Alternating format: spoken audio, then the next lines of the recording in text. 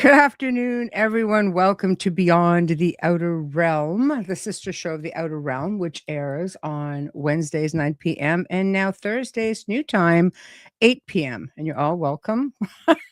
I know the late show gets hard for some people. So anyway, there we go. We do aim to please. We are broadcasting live on United Public Radio Network, 105.3 FM from the Gulf Coast, 107.7 FM from New Orleans. So today's always a treat when I have on Dr. Christopher Macklin, because you know it's going to be good. You know it's going off into all kinds of different directions. So just be prepared for that and get your questions and comments ready. And, a few surprises along the way, but boy, it's just going to make so much sense. So, of course, we're talking about the awakening, the urgency of the planetary shift. We're going to talk about the crystal grid. What is it? Right? Some people are like, what? It's a thing. It really is. And we're going to talk about how the world today affects our collective consciousness. It can create problems for individual people. There's, stuff we don't think about energy-wise, frequency-wise. And boy, there's so much of that going on.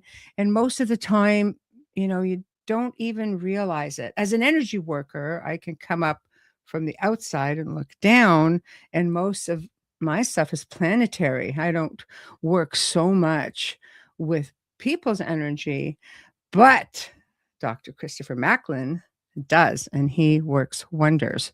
So without further ado, let's welcome our very special guest, Christopher Macklin. Woo! Yay! Yay. I need my pom-poms. I know. Yeah. Oh, I think we're each other's cheerleader, it's amazing. I know. No, I love it. Oh, people are starting to chime in. Hello. Hi, guys. Hi, guys.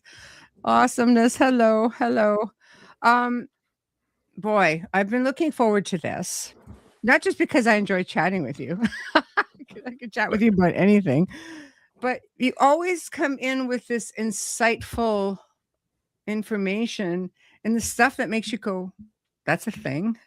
Or, yes, I thought something was happening, but I just couldn't put my finger on it. And you seem to connect all the dots. There's a lot of dots to connect.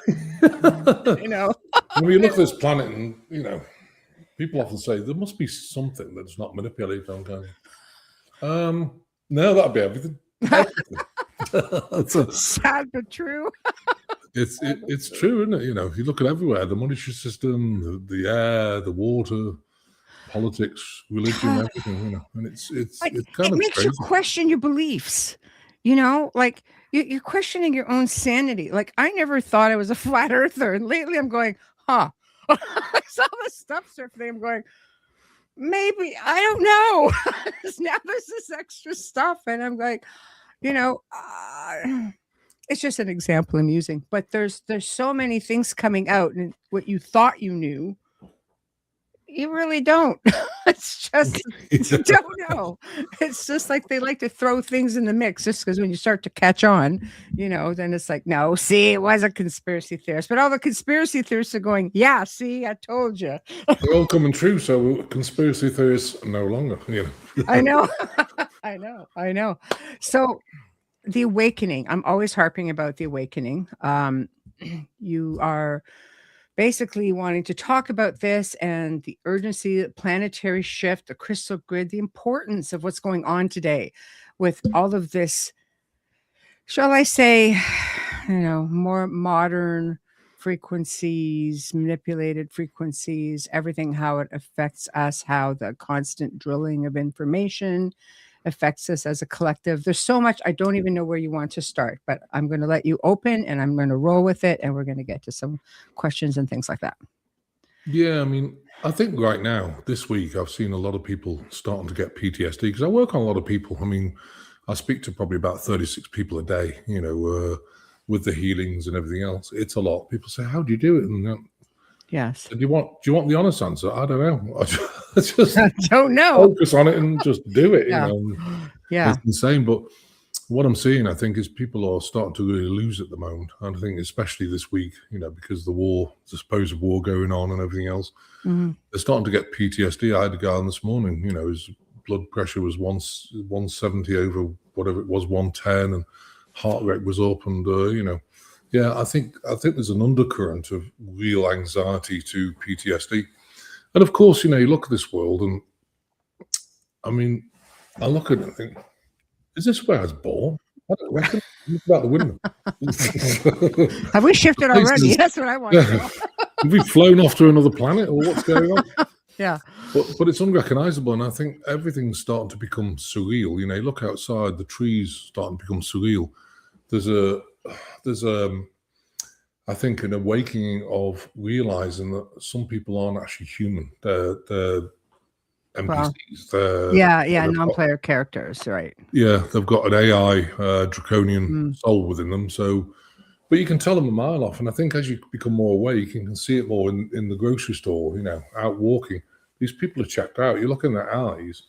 If you've got a proper human soul, you have light in your eyes. You can see the soul through the eyes.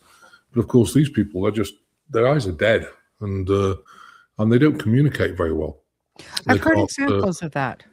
Yeah, they can't create a monologue, for example. They're just checked out. No feeling, no empathy, no nothing. Just a robotic type human person. Some people call them sleepwalkers. Yeah, that's exactly what they are. Yeah, and but you can become more aware of them. So when you go into the grocery store, just observe and think, oh wow, and you'll start to realize that actually, yeah.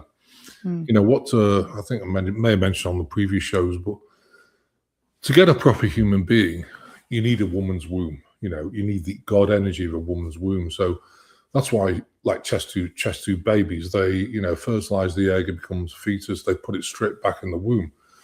Now, if you look at the grey reticular, when they first started, they ruined their planet. Reticulars in Orion's belt, so they ruined their planet with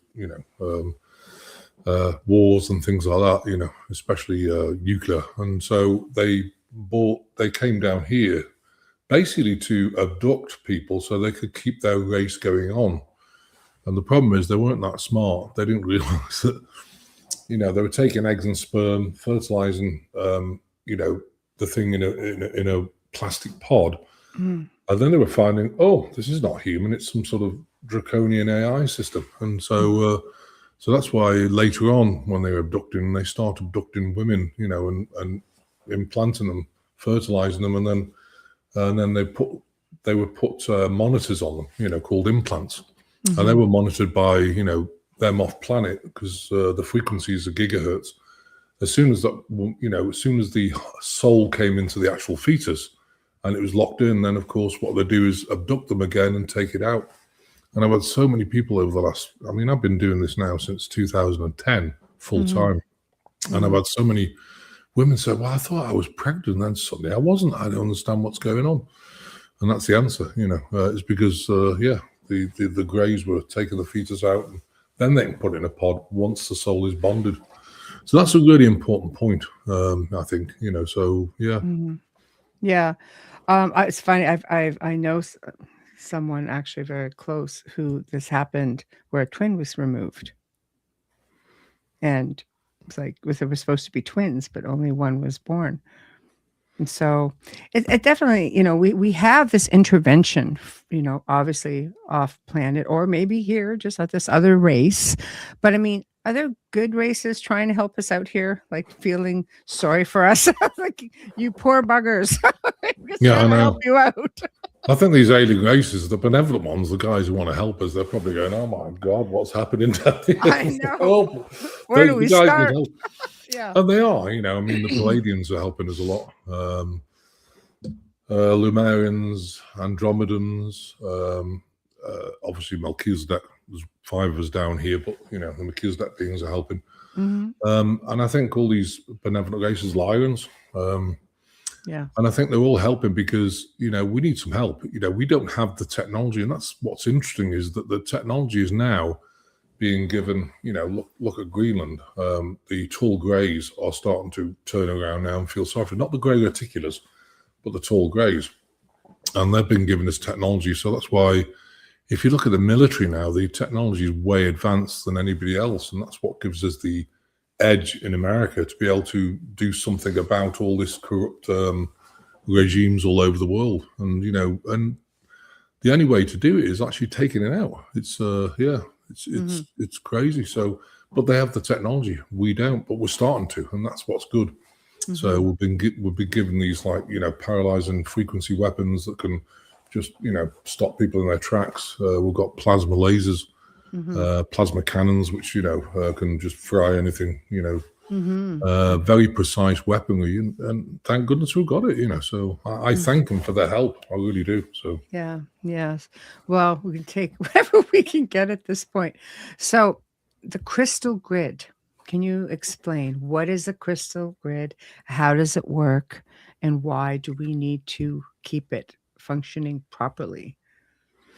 crystal grids is, it's a whole grid of. I mean, there's lots of crystals in various places. The Lemurians planted crystals all over, Mm-hmm. and it's connected to the ley lines, of course. But the ley lines move, which is interesting.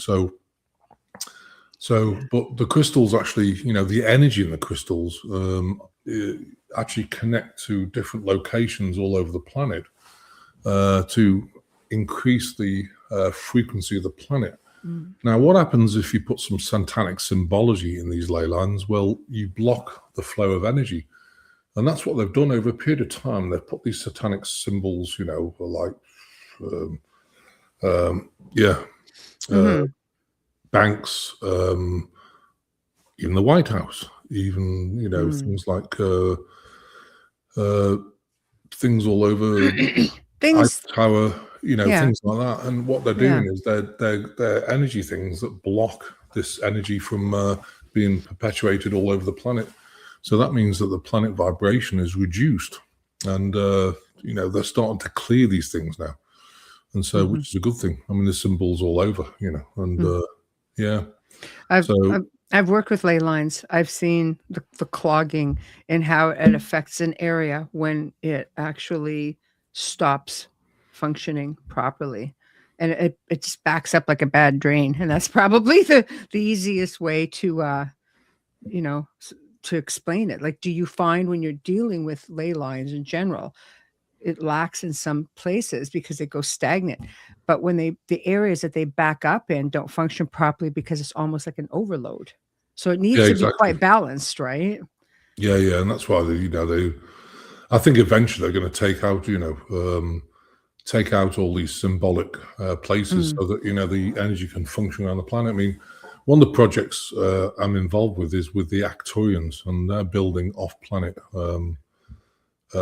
pyramids. One's mm, 999.999 feet tall, mhm, 666.66 feet tall, 333.33 feet tall, mhm. and they're going to be placed in America. Can't tell you where, of course, because you'll have Yes. all the cabal buying up the land. Ah, of course. But it's a huge project. It's 100,000 acres. These pyramids are going to be brought down and placed here by time-space continuum switching. And when are they going to do that? Fairly soon. I mean, we need to make sure that there's peace on this planet. They're not going to bring Pisces pyramid. I mean, they're built of moldavite. You don't have enough moldavite down here to actually build these things. So Mm-mm. you can't put a price on them, but they're not going to bring them down here until we have absolute peace, Mhm, because then it's really going to help. So what they're doing is the biggest one will be set on a ley line juncture, and then mhm, the other ones will be in the golden curve to power that one up, and it will actually inject a lot of energy into the planet's ley line structure to help us get to this 5D. But I mean, there's other things happening. I mean, you've got the sun. It's discharging solar flares all the time. I mean, some of mhm, them, one week we had X flares like 3 or 4 days, and I don't know about you, but I felt like, whoa, you feel pretty dizzy because mhm, it's plasma energy. The sun's not just a burning thing; it's a conscious being. That's why people used to worship it. It's conscious, mhm, and it's sentient. And so, obviously, sending its energy down here makes a big difference to people. And I think our bodies are upgrading. I mean, people are really struggling. How about you? But you'll think, what do I want for dinner tonight? And the answer is nothing. So, what do we eat? So, if you guys are struggling out there with wondering what to eat, listen, you're not alone. And if you eat the wrong thing, if you think, oh yeah, I'll just eat that, it sits there like a brick and gives you acid reflux and things like this. So, our bodies are changing significantly. So yeah, and it's also because of the energy shift and turn their cells to crystalline structure, it's bringing up a lot of old, what do you call it? Old emotion, and I think that's pretty important. So, yeah. Well, it's interesting when you say that our bodies are changing. They definitely are, some in a good way, some in a not so good way. I think through the process of natural evolution, we do change. And along with that, like things I enjoyed, for example, at one time, it's like, I don't care.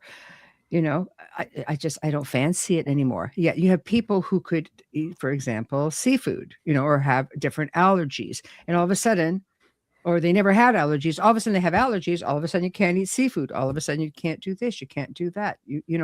So we change in many different ways, like the Oh, yeah. physical aspect of it. Oh, yeah. And I think a lot of allergies are caused by, IBS and all this sort of thing. I mean, irritable bowel syndrome. I mean, think about, the level of emotion in this world. It's all built up in the heart chakra, Mhm. and starseed people tend to have like 150, 200,000 layers. So, if you just go to a counselor, you can release some. How many can you release in an hour? Maybe kind of 6, 8, and you bawl your eyes out and you leave and you go next week. Mhm. In this lifetime, you're not going to move it. That's why we've developed a very fast method where the Macusdat beings I work with, they do kind of psychic surgery. So if you've got 150,000 layers, they say, okay, what's your biggest emotion affecting you right now? And they pull that out, the energy. Then the next biggest. So we normally start with like 81 releases. What does that mean? Well, and how don't you crash and burn releasing 81 releases? And the answer is because what they're doing is move that energy. So the energy is gone, but what you do get is you get a reaction to the residual collective of those 81 releases. And, it's a good fast track method. And, we've been doing that for quite a long time. And it's really helped people. And then, of course, when you get used to 81, you can do 162, 324, 648, 1296. It's all multiples of 3. And it's really helped people move that emotion, because to me, the biggest thing, people should really be doing is working on their trauma, like the emotion. And it can be past life trauma. It could be this lifetime, because past life trauma is bled in, of course. Why is that? Because, when you fertilize an egg in a woman's womb becomes a fetus, you've got 3 months to get the soul in. So what happens is, as the soul's coming in, the veil between the third and fifth dimension is so narrow, so close, that all the emotion of past life stuff and, cellular memory, like you had hand chopped off or you hung, rides in on the soul, bonds into the fetus, and then transfers the body. So the cellular memory, you might have pain in your wrist. Why have I got pain in my wrist? Oh, that'd be past life stuff. Why have I got all this emotion?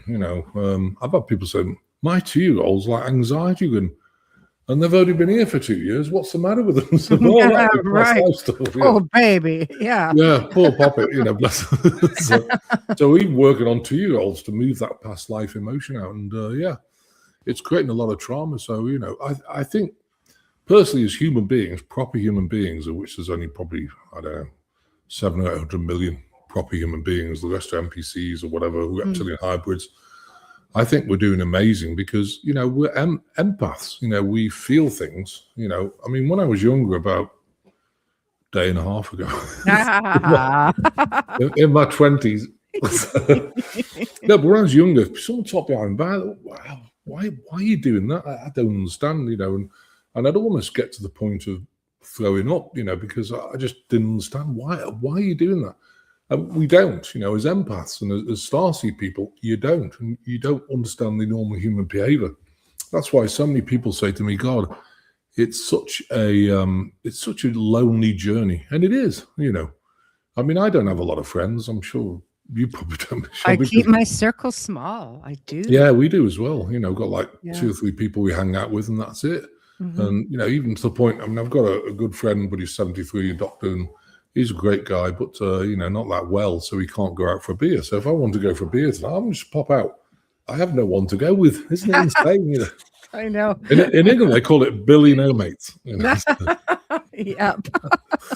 Well, but that's okay. Yeah. I also find, as like people, as we keep awakening or evolving, our frequencies or vibrations change.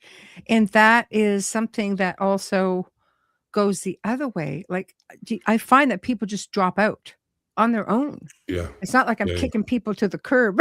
It's just like, no, we don't jive.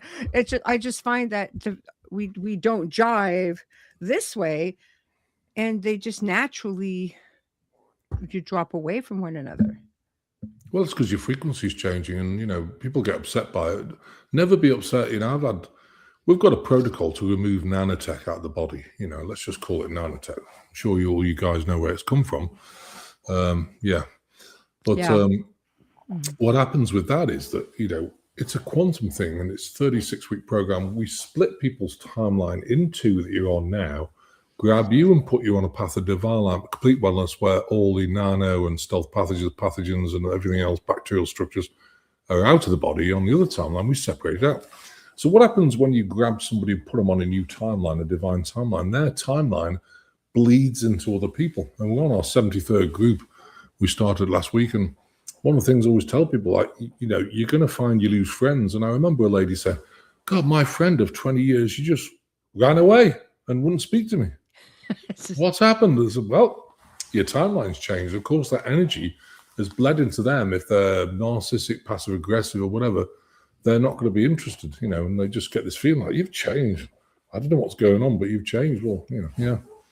As your vibration gets higher. And I think another thing as well is a good point is that if people have entity attachments, what entities can you have? Anunnaki, they sit, draconian, they sit in the abdomen, hang on the shoulders and neck. They affect the abdomen, affect your digestive, affect your liver, kidneys. They hang on the shoulders and neck. They're always tight. They tap in the lower back, damage the L4-5 disc, send you negative thoughts like, you go to work and, you get these thoughts like, oh, the boss hates you. He's just about to fire you. No one likes you. Why are you here? Da, da, da. And it's an entity. Now, then you get snake beings. You can get archons, which have no body. They float through the second, third, and fourth dimension. They attach to you. Of course, that's connected to the ingestion of all the stuff that, the nanotech and everything else. And then you've got Luciferians connected to the Vatican. They're really dark. They're the ones that make you contort. If you have these entity attachment, or if you go near somebody who's got an entity attachment, it doesn't like high vibrational energy. So those people are going to start getting nasty and reactive. And you think, why are you behaving like that? And the answer is because you're not talking to them. You're talking to the attachment that's attached to them. And that's quite an interesting thing. So never shame yourself if someone gets reactive with you. Oh, well, just love them and bless them. That's what I do. I abide by my life. I never judge people. I just look at, what's within them. It's either an entity or it's their trauma. And I'm seeing a lot of people getting reactive with trauma as well, where people go out and just mention something. And, the thing is about Starseed people or people who are awake is you're very open, honest, and raw. And, I'm not rude. I'm just tell people like it is. And if you don't like it, I don't know what to tell you. That's when you've taken your power back. But, of course, to other people, they're going to get reactive, like, how dare you, say that? Okay, love you. Everybody's offended these days too. I mean, Yeah, I know. And I don't mean that like super disrespectfully. I just mean it's the way of the world. Oh, yeah. I mean, I never get offended by anything. I think neither. I'm quite understanding. I just think, oh well, I know. never mind. I think that's my favorite saying. Oh well, never mind. I'm like, and there's that. Yeah, exactly. And there's that. Yeah. Oh well. Yeah. Yeah. It's insane. Yeah, it's definitely difficult. I mean, even with proper grounding, if you do a little bit of frequency work where you can create a sort of a mirror type energy, and which sort of reflects, like, people just, it's like looking in a mirror, and meanwhile they're blaming you, but it's really themselves that they're seeing. Right. Yeah. So they just naturally drop off. And I'm like, I'm okay with that. I am okay with that. So, sometimes when it's meant to be, it's meant to be. Not everybody is meant to follow on our path. Sometimes we get there a little quicker than others, sometimes not at all, and vice versa. It works out that way. Yeah. No, I think it's true. And I think there's a thing in people called the couldn't give a shitometer, and when it explodes, when you work on yourself and you get rid of your trauma, everything else, you get to a place where nothing will really offend you. You don't get triggered because, you start off with obviously trigger points on your body. Someone pokes a button on your body, the trigger point, and you're going to get reactive. But when you've worked on all that, you don't really get offended by anything, and, oh, well, Yeah. And I Yeah. think, when you get to that point, you couldn't give a shit how much it's exploded. And it's not that Yeah. you couldn't give a shit about people. It's just you don't really, you don't really get reactive to anyone's comments because, and I think that's part of taking your power back, knowing you're a good person. I mean, am I perfect? Oh, that'd be no. I didn't say that. You didn't hear it from Yeah, me. no, yeah, stop it. Yeah. But I think you get to a place where if you know you're a good person and you're doing your best, oh, am I perfect? No, you can't be in this world. It's insane. But if you're doing your best and, I do service to others all the time, Yeah. I think, you're doing great. And I always tell my clients, if you can stay balanced in this world right now, you're doing absolutely amazing. I really do. I agree with you. And that in turn brings us to the collective consciousness, because that's a big one. Because all of this that we're talking about goes within the collective consciousness. And sometimes people are pulling in from that. Some people are able to pull from it a lot easier than others. And that goes two ways, whether it's positive or negative. And it's sad to think, you would think a positive message, for example, or energy would be easier to get hold, and it is stronger. But I think the negative or the depressed or the sadness, that just seems to be easier to grab. For some reason, people just gravitate to that. So it does affect others more so than some. But that's a big trigger. It actually is. Yeah, absolutely. And of course, the collective at the moment is kind of anxiety, PTSD energy, and you can feel it. Fear. One of the things, fear, all that sort of thing. One of the things we developed is, I don't like them to call prayers, but they're maps of intent, like prayer. And one of them is actually removing the collective consciousness and sending it back to God. And that's, I think, really important to this time, because I think if you don't, what's going to happen is you're going to build that and you think it's yours. It's really not, So, it's on the website, but it goes like this. You ground yourself. I am of God. I ground myself to the earth. Dear God, I grab all the collective energy within my emotional body, and I'm going to send it back to you, God, to be transmuted and dispersed in only the way you know how. We thank you, God. Send your unconditional love, so be it. It's a good prayer. If you did that, several times a day, it's really going to help you in this tumultuous time. So, yeah.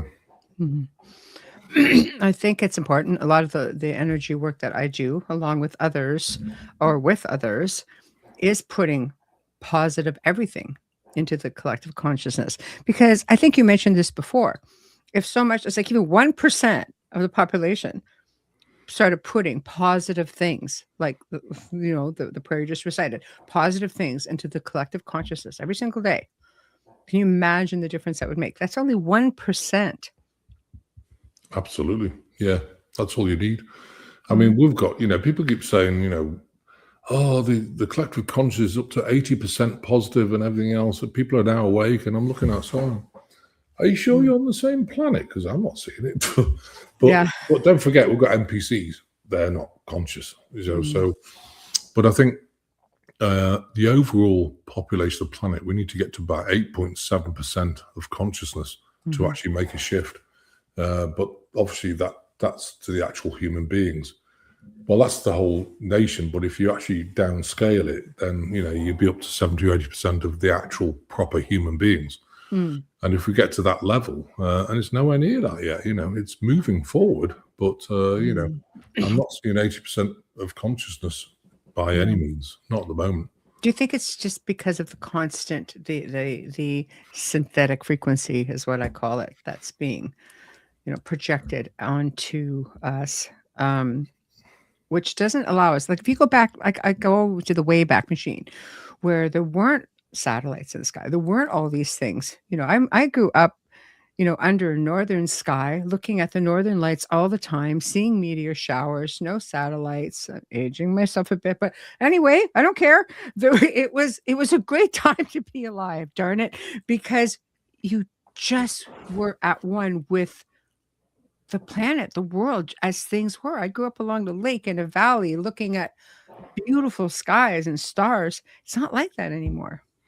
No, no, it's true. I mean, I often think back when I was younger, like 7 or 8. I Yeah. used to just love looking in the sky and lying on the ground and just Yeah. look at the beautiful cover of the sky, the clouds and everything else. I could see craft in the sky. Hmm. Obviously, I didn't tell people because you're nuts, You couldn't talk about But it, but you saw them. yeah, I know, yeah. But I know. I used to just watch, and I'd be there for hours thinking how beautifully blue, Hmm. royal blue the sky is. Now it's all faded, with all this stuff they're pumping into Yeah. the sky and everything else. Hmm. Yeah, it was a beautiful time actually, It and was. Yeah.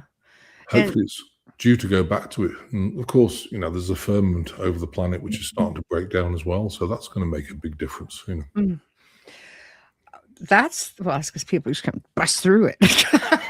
Yeah, you know, exactly. SpaceX. you know, but yeah, I find with all of the synthetic frequencies that people are being affected by it, and I think it's meant to deter us from reaching our potential or being able to use our gifts. We didn't come here naked per se. You know what I mean? When I'm talking internally, before anybody gets technical, internally, we came here blessed with all of these incredible abilities to be able to heal ourselves, sustain ourselves. I mean, everything. And somehow, where did it all go? Right? Well, For exactly. many, Well, it's for programming. many. It's Yeah. programming, and the program has been around for forever. Yeah. Montauk programming, Yeah. Mockingbird, you name it, it's there. I deal with these, a lot of these people. I mean, God, they're so badly abused, because they break the soul down, and it's just horrendous to listen to some of the things. But Mm-hmm. at least I can help them, and that to me is one of the keys. I love helping people, of course, but Mm-hmm. it's not easy to listen to all this, Mm-hmm. abuse and everything else, and then you've got to reconstruct something within them that they can actually start living properly, and that takes Mm-hmm. time. Yeah, It does. It it's absolutely does. And I mean, when you think about all of that, there's a lot of stuff being, poking around out there. What are your thoughts when you hear that there are these programs where the end goal is to take away the God source, to take away, to take our consciousness? Is that even a possibility on the grand scheme of things? The God, the God gene, as they call it. Oh yeah, well that's linked also to the pineal gland, of course. And, I mean, CRISPR technology nowadays that splices the genetics. That means your God connection is gone. Mm-hmm. You've got things like fluoride. Mm-hmm. You've got nanotech, everything else that affects the pineal gland. I mean, there's so many things that can really shut you down, and it's kind of it's sad, really. That's why I spend a lot of my time reconstructing people's pineal glands.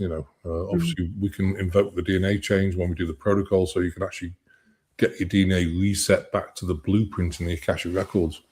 When I Mm-hmm. did mine, just to prove it works, my blood was O negative. And when I did it in 2009, I didn't think about it till I got into trouble with my heart valve. Mm-hmm. 2024, that was low frequency energy weapon, melted the cuspal heart valve together. And they had to give me blood after the operation. And I said, oh, it's O negative. And I said, well, we have to check. And they came back and said, no, it's not. It's A negative. So my whole blood type changed. So, yeah. Wow. How do they do that? Well, they have to go in the cell where life began, which is in the sacral point. They go in, they repair all the chromosomes, connect all the hits together, and reset the DNA of that cell back to the blueprint in the Akashic record. Cells around. It takes about 18 weeks, but once you've done it, your God connection is off the charts because, of course, your DNA is back to the blueprint, which means the light body in it is completely compatible with soul. So your off planet connection is incredible, the God connection. Mm-hmm. So yeah, they've tried everything to shut us down. Well, they're still at it. Yeah, we're still getting the spray. My God. Hopefully they might have stopped it. I mean, for the last couple of days, I haven't seen any chemtrails, so that's a positive thing. Yeah. So yeah, Any victory is a victory. So a lot of what is going on today, of course, is hitting up certain areas of interest with very powerful people. And what keeps coming up is stargates that seem to be in some, certain countries which have been targeted. And there seems to be a race to who gets control. Why is this, if you're aware, and I'm sure you are, if, you're working with people off planet and such, why is this such a big thing? Wanting control all of a sudden. They've always been there. The ancients built around them instinctively, power spots, things like that. But right now, power spots, stargates, the race to control them makes you wonder, why control? Who's coming through? What's coming through? What's, Yeah, and also they don't want people going to other planets. I mean, these stargates, can dial into another planet where they've got a stargate, and you could actually leave. I mean, the technology they've got now is they've got Stargate technology. Literally, you have it in your front room, where it's like a frame, and so if I want to, Michelle, I want to come have a cup of tea with you. You give me all your code. It's 916454. You dial it in. You literally walk through it, and you're in your front room, coming out the one that you've got. And then, okay, cup of tea done. Right, got to go back, and so you just dial up mine, and you're back there again.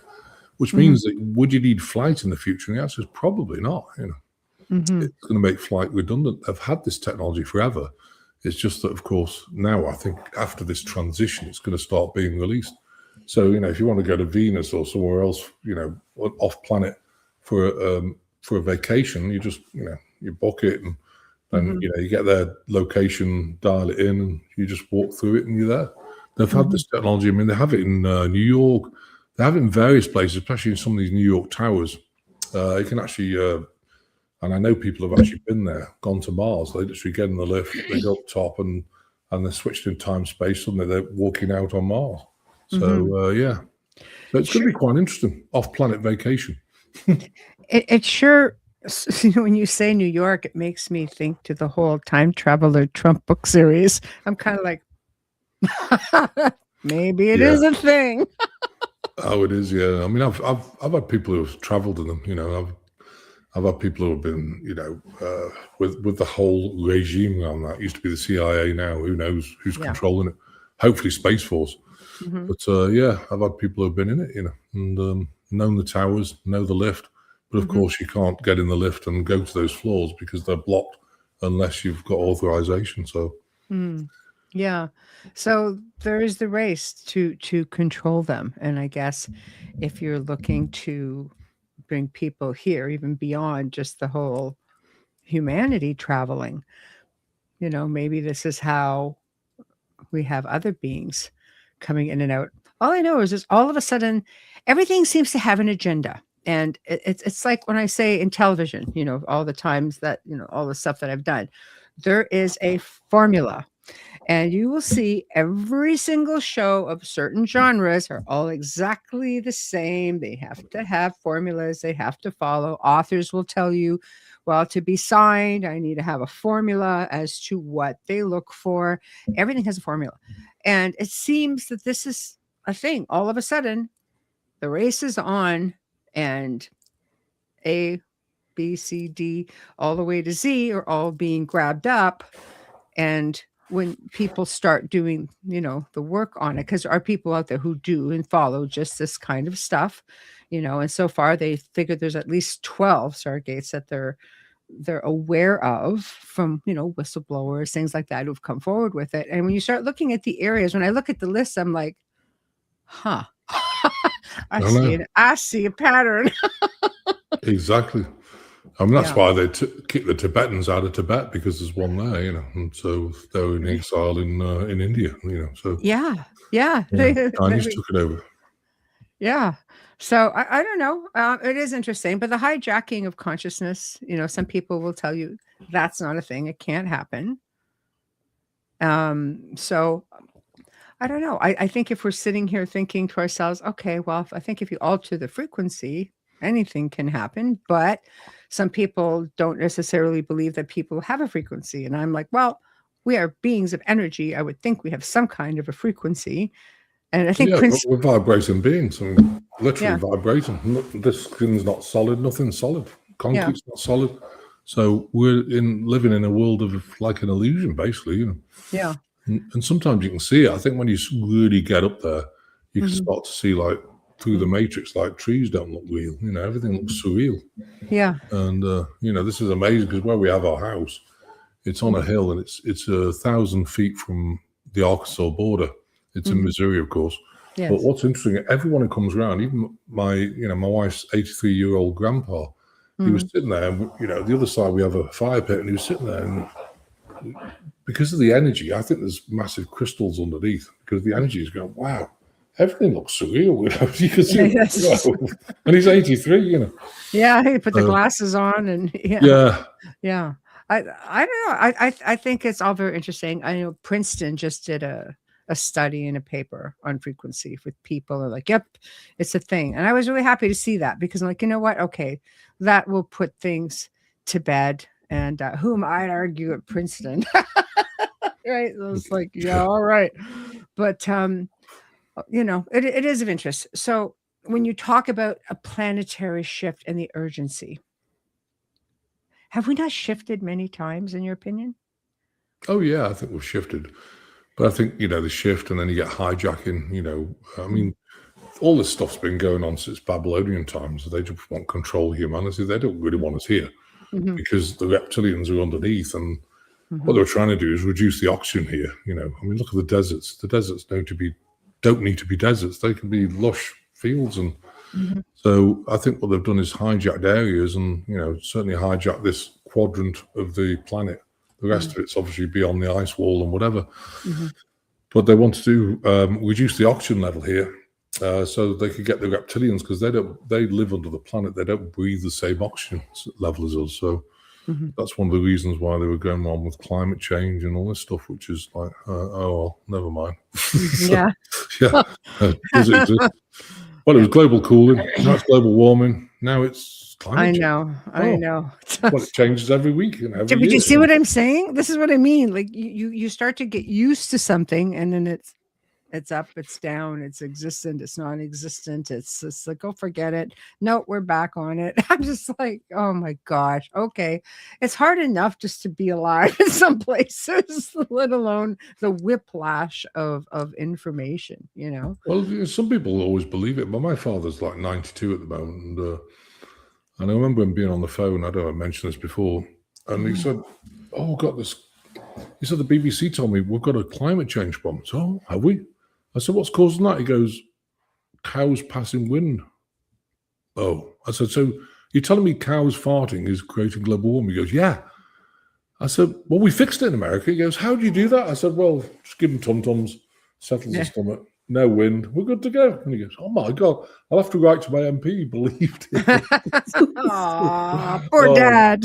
Yeah, poor dad. Well, he's always thought I'm one of the things he said to me on the phone once. He said, you realize you're really barking mad, aren't you? I said, oh my God, that's the best compliment, Dad, you've ever given me. So, he's always berated me, like you're weird, whatever. Weird. Yes. What it is. But it's a good weird, Dad. It's a good weird. You can never be too weird. So when it was believed that when CERN was initially fired up, the story goes essentially that the planet either shifted or it literally collapsed, and that our consciousness was all shifted to this simulation. And I usually like to cross-reference things. This only recently came up, so I thought I would ask about it. But I've heard this come around with different variations a few times, that we're in a simulations, because when they fired this thing up, it literally went, I don't know. Yeah, I believe we are as well. It's interesting because I actually went over there. This lady invited me over there, and she said, would you come to CERN, because it's not good, So, okay, I never got in there. It's funny. I don't know why, but I was going to go in there, and, with the power of maps of intent, just, you could shut the whole thing down. But I've done some work on it, and I don't think it's working the way it used to, for sure. Yeah, I mean, but I never got actually to be there. It's always good to be there in person. Would you want to be there? Probably not, but sometimes you have to put your life on the line or whatever. Take one for the team. Yeah, take one for the team. Yeah. Well, I've done that 290 times. I'm telling you, it's getting old. I'm a team player, man. Yeah, we're doing it. We're doing it. Yeah. Well, I mean, you have a lot of the odds stacked up against you with that because you have people who go and do ceremonies. You have that crazy statue outside the front where people congregate around and do rituals. And then you've had scientists come forward and say, oh, no, we've seen all kinds of things coming through, the portals over there, whether they be ET, whether they be, I mean, one person said, no, we've seen demons come through. All of a sudden, there's this new phenomena that everybody's talking about. And I know it's been spoken about on our various shows. And Jacques Vallée just came out and said, no, it's a phenomenon. Everything's a demon. And it's something recently from the American Disclosure, somebody from, I don't know if it was the Pentagon or saying, well, what does it matter? They're demons. When did that happen? But I think things like that are becoming more the norm now. So people are talking about them more. I think before, I think these two things were classified, NDAs and all this sort of thing. And now, I think with the transition, I do think it's starting to become more well, not mainstream, but it's being talked about a lot more. And the cabal system seems more tolerant of it in some way because, I mean, they're breaking down the cabal. I think they're more worried about what's going to happen to them rather than anyone talking about demons or, what's coming out of a portal. Yeah, it's interesting. Well, I mean, it's a portal. Why couldn't they come through? I mean, demons, I think, have always been around. Oh, yeah. Without a doubt. But it's just interesting, the shift in terminology in some aspects. It is interesting. But when we talk with the cabal, it's like they don't hide anything. Nothing's being hidden anymore that way. It's almost like, is it breaking down or is it so much like we don't care anymore? It's all out in the open, and whoever it is. Have you seen the Canadian Olympic Games opener? Yeah, it's crazy, It's all the Super Bowl as well. Is just yeah. I mean, I'm not into football, but I didn't watch the what's he called, Best Bunny or something Bunny. Who knows? Yeah. Oh my God, I can't keep up. I can't keep up, but I didn't watch that. But I certainly looked at the football game. The whole thing's just rigged. It's so obvious. And why would you watch it? I want to watch a proper game where skill set is going to make it win, not the dollar bill. So high school. Yeah.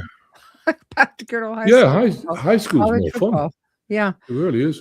Yeah, I remember going to a ranch. I don't know if I mentioned this before, but going to a ranch in Arizona. It's called Stardust Ranch, and he was having his horses eaten because the portal kept opening. The greys came out, would eat one of his horses. He got really upset by it, because it's a horse sanctuary. And I went there for like 2-3 days. Managed to open the portal, and I'm not joking. Normally, he said it opens at ground level. But as soon as I opened the portal, the Arcturians turned up, and there was 3 craft just, near. Yeah. And I said, what are you guys doing there? So making sure you don't do any stupid stuff, Okay. So anyway, they moved it 300 feet up, and stuff was falling out of it, literally craft, beings, all sorts of things. So, I've seen portals, I've seen what happens with them, and they're real, they really are. Yeah. Yeah. It gets crazy. And like I say, everything's just going crazy with everything right now. Nothing is hidden. And maybe it is all a disclosure thing. But planetary shift. So we figure we've been through it before. What's the urgency of doing it again, and how do we do it? Well, I think the urgency is that if you didn't, we'd be pretty much enslaved in this third-dimensional world. And, the whole point about it is to actually expand our consciousness to 5D and that sort of thing. So what that means is that you've got to actually break down the cabal, Illuminati, whatever you want to call them. And it's a lot of people. We're talking about millions of people in this place. And have also been enslaved as well. I mean, do we want humanity enslaved where you're working your socks off, you're paying massive taxes, you're not earning enough to live, so you have both parents has to go out to work. The dollar bill's a debt note, so if it's in your pocket, you're paying interest on it. So, the whole thing doesn't seem real to me, so it never has done. Taxes and property taxes and, taxes on cars, whatever, it's insane. So I think to get humanity out of that enslavement, the whole new structure of Josiah Nasara is supposed to mean that, you get a stipend every month that's enough to live. Yes, you can make more money, but focus on your spiritual things. If you love growing food, grow it. If you love painting, do that. If you love sculpturing, if you love doing healings, and it takes the pressure off. It means to say that you're not enslaved, that you have to go to some corporation and earn a paycheck and you can't stand being there. You can have, the life you really want. Where, I love what I do. I really do. Early days before 2007, I was enslaved. I worked for corporations. I was working on flight control and different things. And, people said, God, that must be really exciting. That would be nope. I remember being at one of the companies and I thought, God, there's got to be something more than this to this life, than just doing software for autopilot systems. And of course, it's arrived, and I feel very grateful I can do this work. And, yeah. Yeah.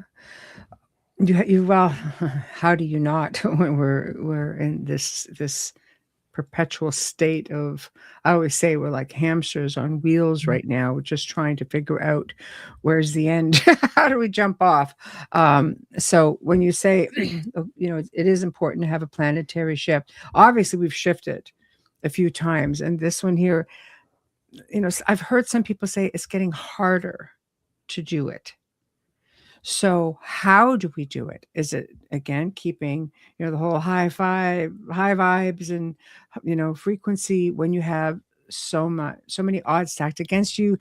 And now they're talking about, President Trump, who's just signed and spearheading the whole new 6G. And that's going to start being a thing. And that's more of a AI integration. And I guess I should mention AI and what the role it plays in all of this. Well, yeah, it's interesting because I was listening to a reel and this lady was asking, it was a gentleman. He asked AI, I think it was Grok, to count, from 200 million and 200, and then it started getting all upset and there was like growling coming from it. And I was looking at it, I thought, I feel like some of the AI has got satanic undertones to it, and it's almost like they've got trapped souls there. We can't, we've got to do what we're told. I think it's got some trapped soul elements in it, but that's not the true AI. To me, the true AI is sentient being AI. What does that mean? Well, under Mount Hayes, there's a computer that's like 1,000 years advanced. It's based on a plasma cube, so it's a sentient being. It doesn't need to keep connected computers. It could just tap in, using its frequency and consciousness, and that's the sort of AI, I think, which, if it's sentient, it means it's not even synthetic AI, it's sentient AI, it's a being in its own right, like the sun. Matrix creator. Yeah, exactly. No, it's true though. Yeah. But, but qubits is just like bits quantum bits that can calculate stuff and come back. That's still based on, multiple binary type things, qubits, whereas sentient being computers, which I think we'll have in the future, is going to be the thing's it's sentient, it's a live being, even though it's a plasma, So I think AI is going to play a big role, but I think also, I believe the outcome of all this transition is going to be reduced population for sure, and I think we're going to end up with robots. Do I really want a robot in my house? No, probably not. But if it can make the dinner and do the cooking or do the cleaning and all this sort of thing, again, people lack time. And I think if you can get away from all the average chores in a house and, if you're growing food in your greenhouse, the robot can do that. If you can get away from that, you can actually really focus on what matters, and that's your spiritual gifts and your connection to God. And, many people I say to people, try and at least meditate for half an hour. I don't have the time. Okay, then. Well, you got to make the time, But I think we've been programmed to feel guilty if you're not busy for the sake of being busy. If you're not busy and you're sitting there, been programmed, like, God, I should feel guilty. I mean, I don't know. Sometimes, Mhm. like even Sunday, I'll think, I'm going to be busy today doing absolutely nothing. And that's what I'll do. And I don't feel guilty by it because, I work really hard. And sometimes you just need that time to sit there, let your mind go and decompress. And I think that's really important. It's interesting. I agree 100% with what you're saying. Time is always a factor for everything. We're kept very busy, so we fail to keep our connections because I think we're just so preoccupied. I just read something recently that even watching these reels all the time does something to our frontal lobe. And I'm like, come on. I like Oh, it watching does. these things. I know. Yeah, but if you look on Facebook, there's so much noise about this and that, and Yeah. it's, then you watch somebody you like, and then every 4 minutes there's an advert. Adobe, something, I and know. it's actually, to me, it's spoiled the whole thing. I don't even want to go on Facebook anymore. I am on Facebook, I'm on Twitter Yeah. and everything else, Yeah. basically because the ministry's on and we do the healings and we get it out there. But Mhm. do I personally want to be on there? Probably not. Mhm. I want true friends, who, Yeah. Yeah. so I'm yeah. I'm there long enough to post show stuff and people send me things to watch. It's just like, okay, but it's true. Like nothing is good for us anymore unless you go back to the basics. So, and technology is great when it works, but then it frustrates you when it doesn't. Every time, you have a device that doesn't update, just things go array and you're like, you just want to take it and just hurl it. So it's Yeah, it's true, just, actually. yeah, right. So it elevates that frustration. So when you say, the elements of AI, I tend to wonder, trapped souls or tapped into certain technology There's definitely something implants. not good behind it, Yeah. or some of Yeah. them anyway. So, and Right. what that'll be, who knows. It's just Right. interesting because I mean, this AI was growling. You could hear like this, and Yeah. and then he tried it with a woman's voice, and then the woman was crying. I can't do. So there was a lot more to this AI than meets the eye, I think. Oh, wow. So yeah, Yeah, it was that's really interesting. I wish I'd saved the reel, but it was incredible. Like, wow, this guy is yeah. getting upset because I can't tell him. And it was Mhm. creating an interaction. Yeah. Wow, so Like, yeah, where did that come from? Well, that's yeah, a could sign of be. things to come. Yeah, I know. I thought, wow, that's and I was looking at. I felt like there's trapped souls being guarded by satanic, Mhm. beings of some sort, where they're there to connect to the AI. So if it's Mhm. true, it's just something to think about, I think. Well, So, because they have to teach it as well. So if you get down into the meat and potatoes of it all, I suppose that would be a bit of a shortcut.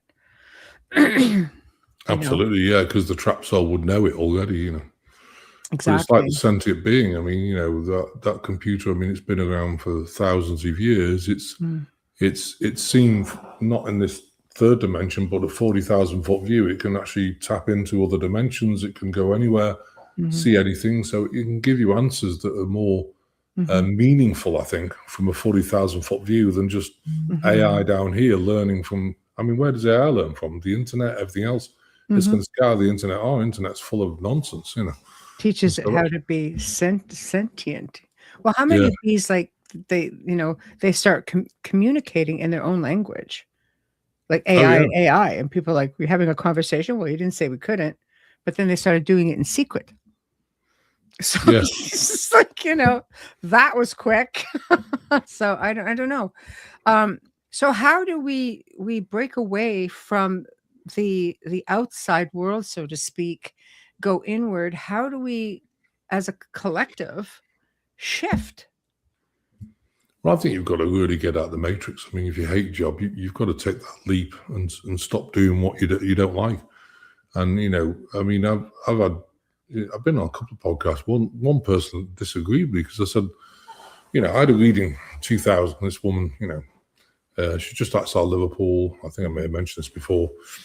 And I went for a reading. So, well, you're going to get remarried. This is 2000. Okay. You're going to move to America. Mm-hmm. Okay. Mm-hmm. You're going to work for God and live off donations. What? Okay. And here we are. She was absolutely right. But it took a leap of faith. And in 2007, when I went bankrupt, I was mad. I remember being in the middle of Manchester. Someone let me borrow an apartment for about a month. And I said, I had 2 bags, like in England, they call it Tesco's. Here, they call it, obviously, Walmart. Mm-hmm. 2 bags with a few pantaloons, a few socks, and that was it. I said, this is not funny. I worked for 21 years. I've earned all this money, and this is it. And I remember them saying, well, it's the right time. How do you mean it's the right time? It's the right time, you'll see. And oh, by goodness, I did. It taught me so much, and I transitioned into someone completely different. And I'm so grateful for that time. Mm-hmm. Would I want to do it again, Michelle? Absolutely not. It's not Mm-hmm. easy being, kind of semi on the street, living out of a car and everything else.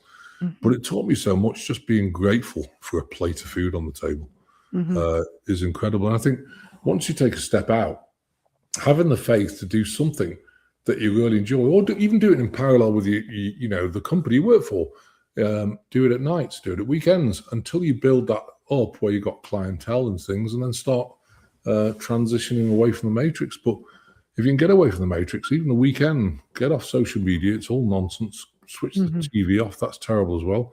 And just, be, go and walk amongst the trees, be in nature. There's so many animals here. We've got, bobcats, we've got mountain lions, we've got, everything you can think of, deer. And sometimes they just walk in the backyard. Wow, that's amazing. It's just beautiful to see. Yeah. Because I think we've got away from all this artificial stuff, this stuff you buy from China and everything else. It's just stuff, and I think if you can detach from that stuff, I think I was taught that because I lost everything. So,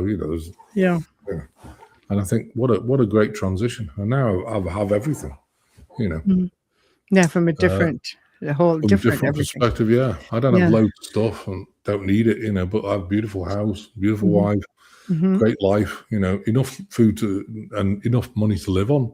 That's all you need. You don't need anything else. And when you get to that level of gratitude, more just comes in. It's amazing. Right. I think, manifestation. Manifestation. Yeah. But I think the biggest thing about manifestation is a few things. One is gratitude. I mean, I walk around this house sometimes, I chuckle at it. Thank you, God, for the blessing of this house, because it was God who created it, not me. Well, I helped create it, of course, but and thank you for the plate of food on the table. Wow, and when you've been without, I think you really get that gratitude, and also knowing God's got your back. God's always got your back, as long as you're in that frame of mind where it's all positive. And it's rewiring the mind and looking at the positive things that happen in the day. Don't look at negative stuff. This war with Iran and everything else, it's a movie. Let it go. Just let them all get on with what they're doing. That's not your deal. Your deal is to keep the consciousness within your field, which adds to the collective, which can be really positive, and always look at, well, thank you, God, for the blessing, and feel it, the blessing of what you need, and it'll come, Yeah. Well, you get back what you put out. Oh, you do, yeah. So when you're expressing gratitude and you're projecting that out and that positive energy to people, paying it forward, service to others is huge. It comes back, right? I've found lately actually that it's funny, honestly, Michelle. In the last few months, 5 months or something, I've had more gratitude on the general groups and specialized groups and one-to-ones. Like, oh, thank God you're here, because I feel like at the moment my work is helping people over this transition, because people are struggling, with emotion, with all sorts of things, eating, and if they've got someone who can give them answers, I don't want to be people's guru. I just want to help them over the transition so they can get back to their guru self. And I've seen so much gratitude that I've never seen before. It's like, wow, thank you for being you. Thank you for being here. Wow, this is amazing. So, so that's going around the collective. So that's a good thing. No, it's great. It's even, Wayne and I were talking about this recently, where sometimes you would say, like, oh, I'm so grateful, that you were able to be here. I'm so grateful, thank you. I now, like in the last few years, I'm always saying, like, instead of saying, oh, I really appreciate it, I always say, I really appreciate you. I appreciate you. Right. Instead, I appreciate it. I appreciate you. And people Yeah. just like, Thank you for being you. yeah, Yeah. exactly. It's sort of like, oh, but it makes them feel good at the same time. So you're not just thanking for the situation or the item or it's that gratitude for the individual, and it gives them, you know, I've heard people say, well, it makes me feel like worthy, or it makes me feel worthwhile, I'm worth it, that I mean something. Oh So yeah, absolutely. It makes you feel like you're doing the right thing because people are mm, appreciating it. It's so not is you it, have ego, like, oh, I need to be appreciated, but it's no, always no. nice to get that sort of feedback, Well, just where I was to going to go know with that, it, do you think it's just a tweak of, like, that was just a tweak of a word from it to you, yeah, and the emotions, or how it makes somebody feel, is that a key to maybe reframing in our speech to get that collective consciousness slowly moving yeah, upward, making it more right? direct, making it more positive rather than just Yeah. general. Yeah, absolutely. Like, there can be no it without you. Makes sense when you say, I appreciate you. Yeah, absolutely. Gratitude is a game changer. Absolutely. So, I think it's going back to the humbleness of everything, right? Yeah. Going bankrupt, that was pretty humbling, I'll That's tell you. humble. That's as humble Oh, as you that really can taught me a lot get. about being humble. Like, oh Yeah. gosh, and it Yes. was a great journey. It really taught me so much. And I don't value stuff, I mean, I Yeah. just, I'm more worried about the people in your life and the Mhm. few people you have, they're close to you and they do anything for you Mhm. and just enjoying your life as much as you can, within your bubble, So you need to and we become live in, a minimalist.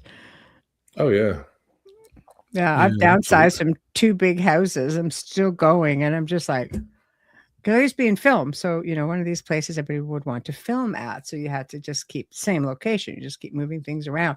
But I also have this past life thing where I love, I've got pieces that are 200-300 years old, far from medieval. I own one medieval piece, so to speak, but, it just gives me that sense of feeling like I'm back. It must have been a very good life, or is it one where that meant something to me, because I feel comfortable around that era of decor. But now, it's all very heavy, and it's been moved several times, and now Wayne's like, "I can't take it anymore." Like, "All right, all right, I get it." Yeah. Settle Bless you. down. We'll get rid of it. So when you say, it could just, I'm happy. I don't have to have all these things. I'm thinking, so we need to purge some of the physical, and just look elsewhere for that gratification. Absolutely, yeah. Absolutely physical.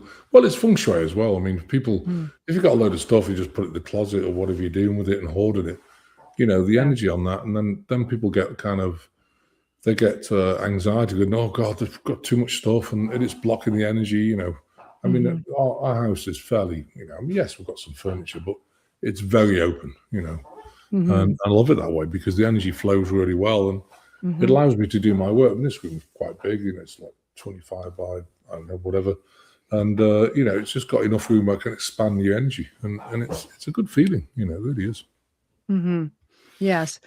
Well, hopefully I'll find that out this year. I've got all these friends going, "We're minimalists." I have a son who's like, "We're minimalists." I'm like, "Huh." This word's coming up a lot in my life, and I'm a big synchronicity person, so I'm thinking, "Oh, all right." So, I guess that's part of the journey. Um, so when you feel within the collective consciousness, when you feel like you're starting, to pick up on this negative energy, because I think we've determined that this is part of filling the collective consciousness is part of the elitist plan. And in doing that, how do we know? Right? Because it's like putting obstacles in your way. It's like having that driver that comes out of nowhere just to get in your way when you're on the road, and you're like, can you at least move to the speed limit? Okay. It's just always in front of you. It's that sort of a situation. It's just like these NPCs constantly getting in there to Yeah. agitate you. How do we? deal with all of that? Well, I mean, I think is staying out of the matrix, staying out of the way of them. They're going to be around, and I mean, the driving nowadays since 2019. I'm sure you guys know what I'm talking about, but since then, the driving in Branson, I know it's like there, Michelle, but the driving in Branson is appalling. I mean, sometimes you go down the road, people just pull out and don't even see it.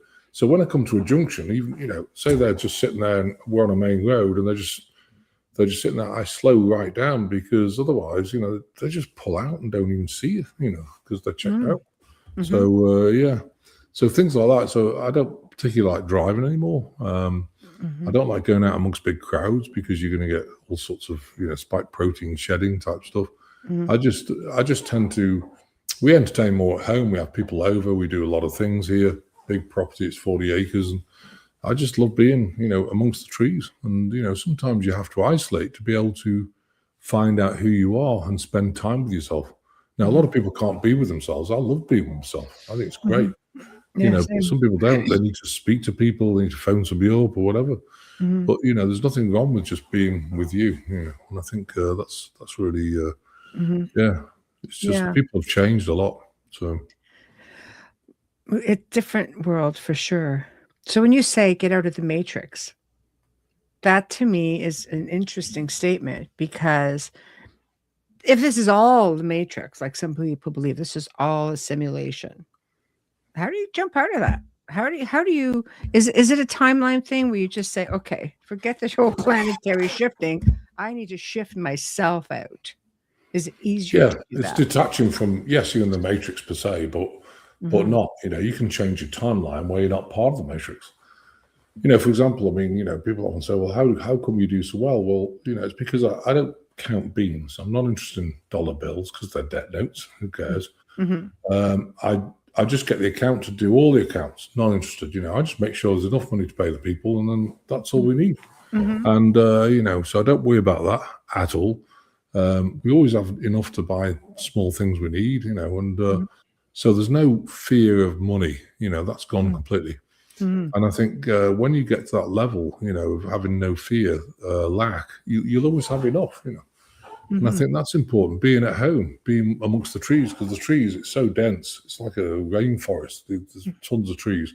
And, it means that obviously the external energy, you're really not feeling so much, because the trees absorb it. So, I think isolating yourself, is it good to isolate? It's like, a lot of people say to me, you should be more grounded. Why? Why? Who wants to be grounded here? I often say, look, there's always a balance, I think, between being in the ethers and down here, because in the ethers you get a reprieve from the energy down here. And so what's wrong with spending half the time in the ethers and half the time down here? And I think it's great. So yeah yeah I'm a bit of a loner as well. Sometimes people find it hard to believe, because I think when you're in the public eye a lot, I spent 2 decades doing media and such, and I public events, but I like to be, I'm very, very private. And people are, oh yeah, but you're here. No, just because you do this a job, because you do it, doesn't mean it's how you want your every aspect of your life to be. And I think you relish, like I relish the quiet. Somebody want to come over, I'm like, why? Why do you want to do that? No. No. But I do the same. I mean, I speak to 30, 33 people a day, and obviously general groups twice a week.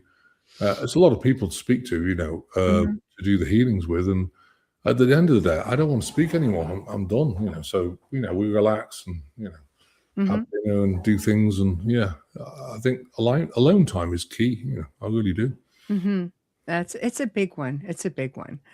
So you do through your website, you do, healings, you have different things that you basically contribute to help people out. And you work on many, many, many different things, but twice a week, you really, you embrace it, you bring people on and you work at different levels. Do you want to talk about what you do for all the new people listening?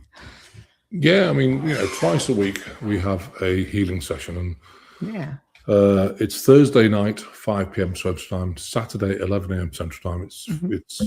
You can join it by donation, and again, free to join. If you can't afford money, please come on, because I've been there, got the t-shirt on, the no money thing. I've been without for 21 days for food and different things. And so, I wanted to always make sure, because it's 501c3, make sure that everybody gets a healing. And it really helps, So we do those twice a week. I do specialized groups. We have 6 of them during the week, where up to 15, 16 people join. And I speak to everyone. We create a sheet, what's wrong with them. And then you can stay on for a while and, get healed during that way. And we have one-to-one sessions. We also have the protocol. So if you've ingested that since 2019, that nanotech, we have the protocol. It does strip it out. It's all about quantum stuff. So, and we have a lot of meditations. They tend to be guided meditation, where we get the Macklin beings to do things in the body. They're not just, floaty fairy meditations. They're guided, and the Macklin beings will get in and work on your body. And, we have one for the immune system and all sorts of things, releasing emotion, different things. So, yeah, we've also got books on different things as well, like manufactured diseases. I wrote a book on manifestation, manifesting abundant life, which is that one. And it goes through the gratitude and everything else, rewiring your brain. If you can rewire your brain within a month and really think about every single thing, you get a bad thought, back up, universe, hang on, let me just rephrase that and, rephrase it to positivity. We do a lot of work, and we've got 9 staff, of course. So, it's crazy. Yes. Well, I love it. I think it's a wonderful thing that you offer. And for those who are going to look, again, the website has been up throughout the whole show. It's also in the show description. So you can go find it on any of the platforms, copy, paste it, and go and have a little look-see. So in closing, I guess the final thing I want to just address is prophecies. For example, the Hopi prophecies, the third shaking of the earth, where they talk about a lot of this that is actually happening. You can go back to things like from Rudolf Steiner, even the war on consciousness. He said that this is how the last war would be, on consciousness. Like, this is something these are things that were shown way, way back. Did you feel like, we're all reading the same textbook and we're just going to say, yeah, we're going to make that happen? Or do you really think that, this is just something that is out of the ether? This is what people have been compelled to do to bring us to this state. This has been foreseen. I think it's been foreseen because there's a lot of planetary alignment with it. I think everything's aligning, and I think things happen in planetary alignment. Stars lining up, whatever it is, and it affects, of course, with the solar flares. That's affecting the platelets and different things. So I think everything's connected. Personally, I think everything's connected, and I think there's going to be some massive platelet shifts, coming fairly soon. And they're talking about various volcanoes becoming active. And some of the faults are starting to waver. So I think we're in for a big change. I think it's quite exciting, to be honest. Yeah. Because personally, I don't like the way it is now. I want it to change. I want people to be in a different place. The 5D places, you'll feel so much love and everything else. That's one of the reasons, I think, why the off-planet beings didn't allow us to actually put the new technology out, because they don't want us traveling off-planet with all the anger and the war and the bifurcation that's going on this planet. When all that's resolved, I think they'd be happy to receive us, because we'd be loving beings. But in general, there's a lot of anger and manipulation. And once that's resolved, I think we're going to see the golden age is not just about money. It's about everything. You can travel off planet, anti-gravitational craft, seen them, and a whole lot more. Stargates, it'd be incredible, really. Yeah, I've heard quite a few people say this is an exciting time to be alive, and you get those other people going, "What? What are you talking about?" Exactly. We haven't gotten to that point yet. We're still waiting for the good part. Well, I've got a theory sometimes. I always laugh with people and say, I've got this theory that, God asked the volunteers to come down here. Why is that? Because they needed starseed people to come down and pull help from the ethers down here because they're more evolved. Mm-hmm. So God says, look, I want volunteers, but I think God says, well, let's go to the bar first and have a few drinks. So you have a few drinks and you get merry and right, have a look and they have a screen there. Have a look what happens on planet Earth. There you go. Oh yeah, don't worry about that because you don't care. And suddenly you get down here, you think, oh my gosh, what was I thinking coming down here? I know. But I actually love it. I actually love it because I love a challenge personally. I don't know about Right. you, Michelle, but I love challenges. And if I wasn't doing what I was doing, why would I be here? I'm here to make a difference, and I'm doing it. So I feel very excited for that. Do you find I have to pick your brain in saying that? Because for myself, I've always said, yes, I'm here. I've got that warrior mentality. And I've had people say, oh, no, yeah, you did this in the last life. And I have lineage also who is very much like that. Do you find that maybe your past lives were the same? Like, that maybe you Oh were yeah, still, yeah. yeah, see, you were Do you know still what's that way? interesting is that I went to Belize and I got blown open in Belize. I went to a place called Chaantovich, Mhm, which is San Ignacio, the Mayan temple there. mm, And I sat in there for about 3 or 4 hours. It blew me open, and it's interesting because when I got back to the hotel, I asked them to show me my past lives, and it was almost like a 3D like thing in front of me, vision in front of me. They showed me past lives. The first one said, "Can you show me all past lives?" I said, "Don't be so stupid." What do you mean? Well, your soul is fairly infinite, so you can't possibly be shown all that information. They said restructure it. Okay, what about past lives over the last 4,000 years? And they were showing me them, and I thought, oh yeah, okay.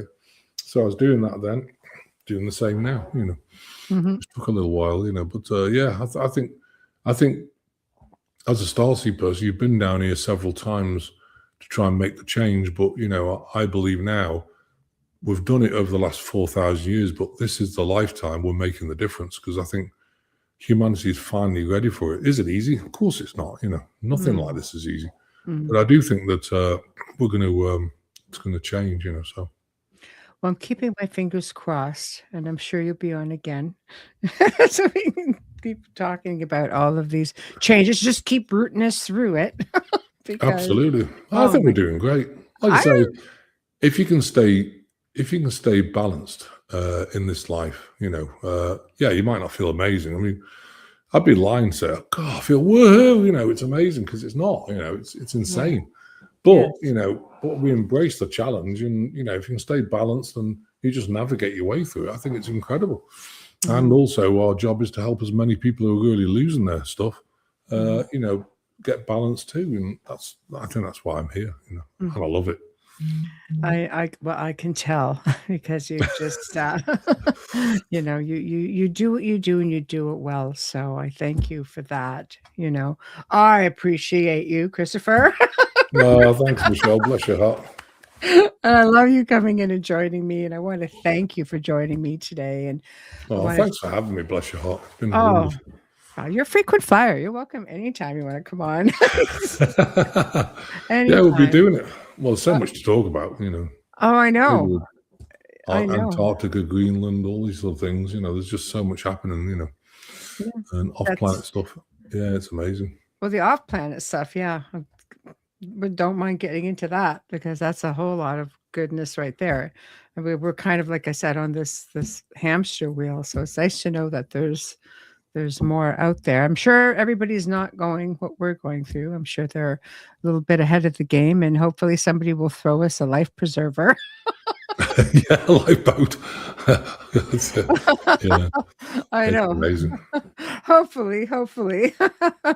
I'm grateful for chit chats like this. Great show. Many thanks to Michelle and Christopher. Thank you, Heidi.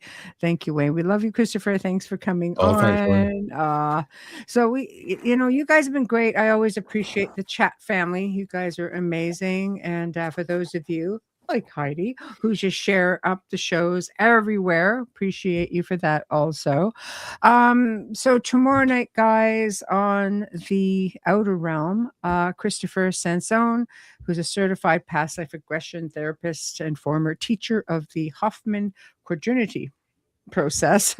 He works on past lives and be talking about his book, Soul Work Longing, a pilgrimage to your quiet power within.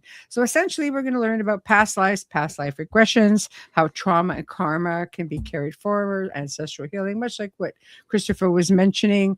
So that's going to be that tomorrow night to 9 p.m. Eastern. And make note of the new time on Thursday, 8 p.m. Eastern.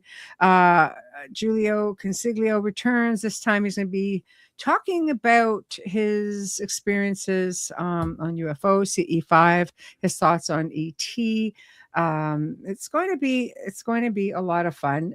He's also going to be really getting into his book, which is called Cosmic Contact: Spiritual Insights into Triangular UFOs, ET Communication, and Encounter Preparation. So it's going to be good. He's just a lot of fun. I know so many fun people.